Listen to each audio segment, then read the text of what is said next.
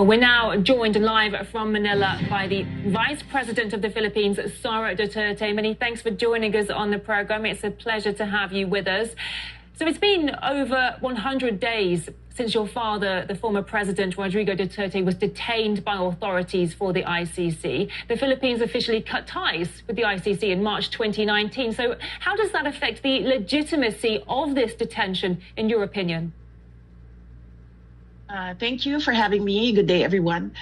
Well, that is precisely the question that was submitted by the defense team of former President Rodrigo Duterte to the ICC.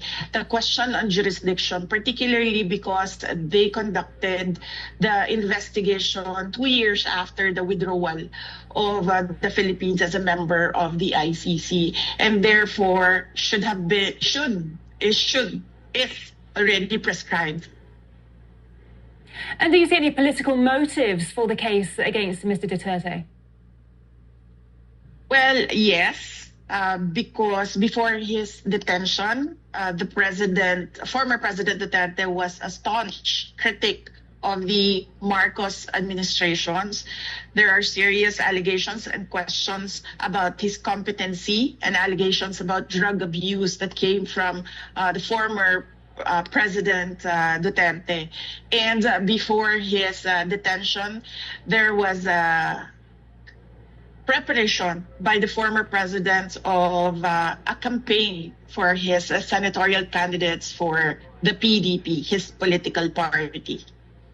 Talk us through how this case has affected your father, affected your family, really, and on a personal and a political level.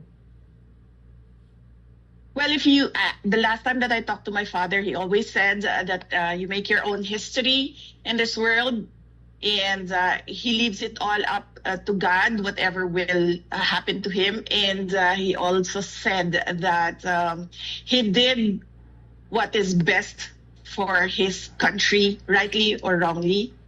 As for the family, we have been more closer now. The quirk about our family is that we forget our personal differences if we have a common adversary, and at the moment that is President Bongbong Marcos. And you and your family have said many times that this arrest warrant is illegal, but the ICC is an international court, so where do you even go to appeal? There was a Senate investigation that was conducted by Senator Amy Marcos and was supported by some of the senators in the Philippine Senate. And she submitted her findings to the Ombudsman here in the Philippines, and she recommended filing charges against the individual who implemented the rendition on former President Duterte. You recently argued that your father should be permitted an interim release to a third country because of his age. He's 80 years old. What is his current condition at the moment, and what sort of toll is this case taking on him? At the moment, he's in his thinnest. You've never seen him this thin. I've seen him from pictures when he was single, and that was the thinnest that I've seen him, and this is about the same. At the time, I lost so much weight, and he has a problem with the cold and the weather in The Hague. And then he has of course, he has no appetite because the way that the food is cooked is not really the same as traditional Filipino dishes. And of course, there is that longing to be with familiar faces, family and friends. So there are certain days that it's a good day, and there are certain days that it's a bad day.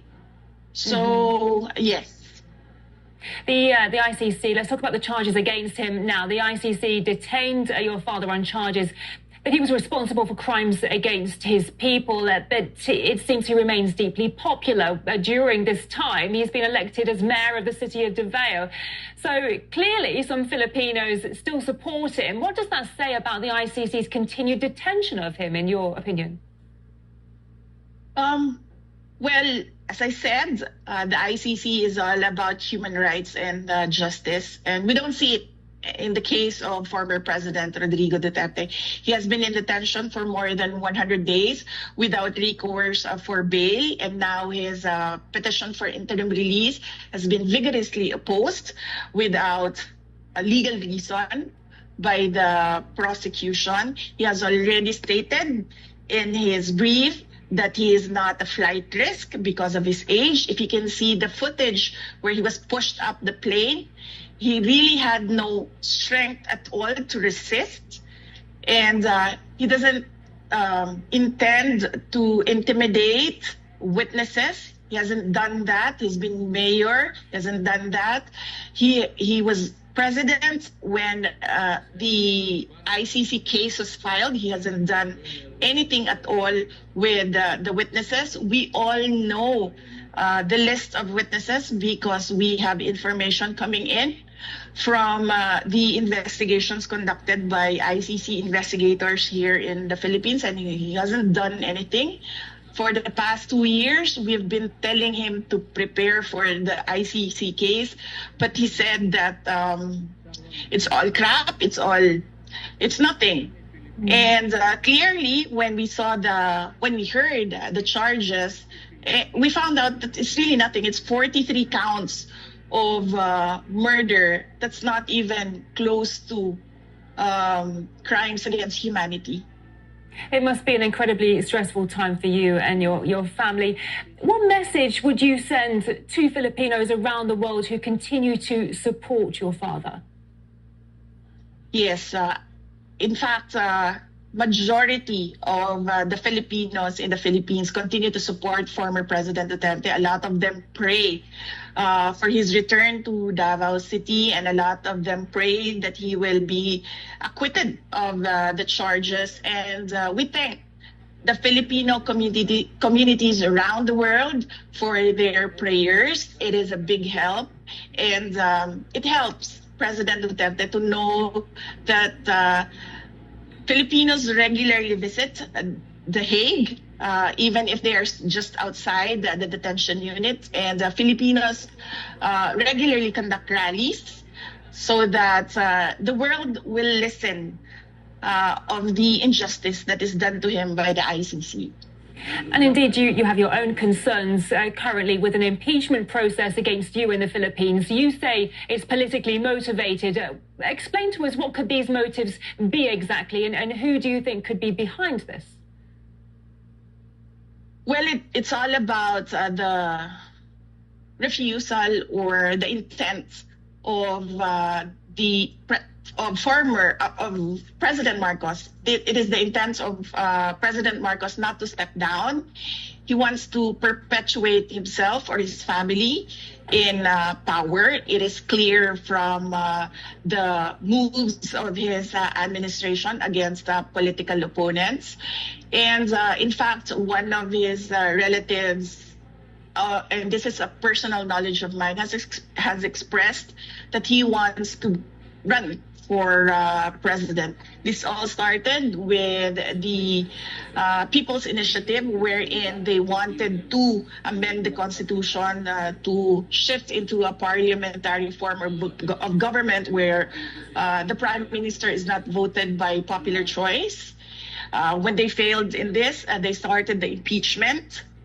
And clearly, evidence shows that the members of the House of Representatives, and many of them who signed, did not read the articles of impeachment. And one particular member of the House of Representatives already said publicly that there was money in exchange for the signatures in the articles of impeachment. Because I am the front runner in the presidential race in 2028, the survey shows that. And I think they want to eliminate the front runner. I see. Do you think there might be a connection between the detention of your father and the impeachment process against you?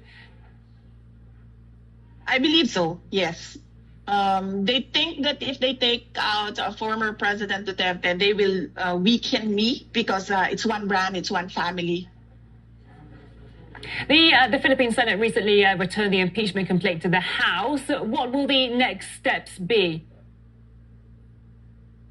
Well, I do not know with the Senate what will be their next steps. They required us to submit an answer to the articles of impeachment, and we did that. We submitted it the other day, and we're waiting for instructions from the Senate on what to do next. As you were just saying yourself, there are many people claiming that the impeachment process against you is designed to block your potential candidacy for the 2028 elections. Do you plan to run for the presidency if you are acquitted of the current charges? I have not planned anything for the presidential race of 2028. Some supporters have given me a deadline of the fourth quarter of the year 2026. So that is when I will decide if I will run for president on 2028.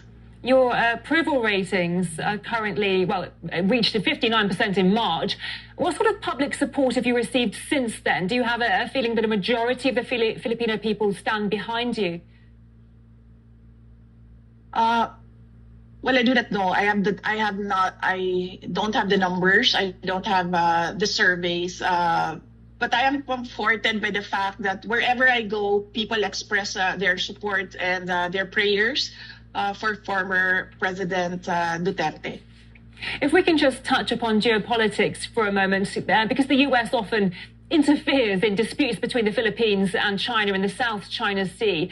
I'd like to ask, what's your opinion on Washington's role in the region? Well, for the Philippines, our constitution clearly states that we should have an independent foreign policy.